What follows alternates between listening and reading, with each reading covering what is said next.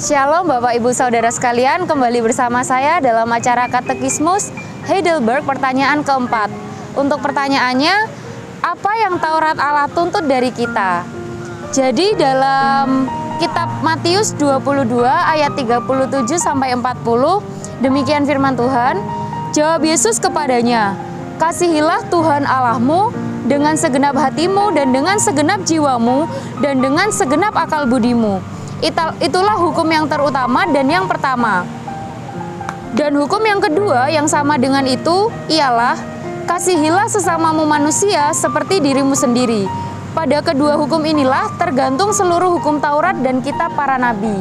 Jadi Tuhan sendiri mengajarkan kita untuk taat kepada Tuhan, mengasihi Tuhan, dan yang kedua adalah mengasihi sesama.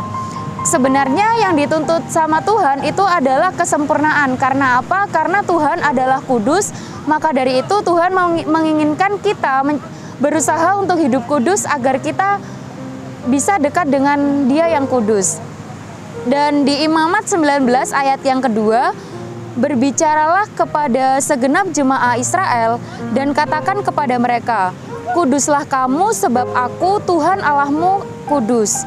Jadi dari kedua ayat ini kita bisa tahu bahwa sebenarnya yang Tuhan ajarkan adalah ketika kita menuruti 10 perintah Allah dan 2 hukum kasih itu, sebenarnya kita sudah mengasihi Allah dan mengasihi sesama. Karena dari kedua hukum yang diajarkan Tuhan, yaitu hukum kasih, itu berisikan tentang kasih kepada Tuhan dan sesama. Sedangkan pada 10 perintah Allah sendiri, di perintah ke-1 sampai ke-4 itu tentang mengasihi Tuhan, dan perintah ke-5 sampai terakhir itu adalah tentang mengasihi sesama.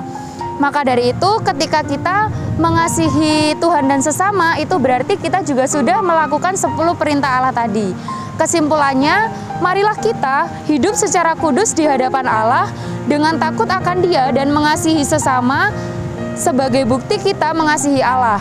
Mari tetap berjalan dalam kasih Tuhan sebagaimana seharusnya kita telah hidup baru dalam Tuhan. Demikian katekismus hari ini, sampai jumpa dan Tuhan Yesus memberkati.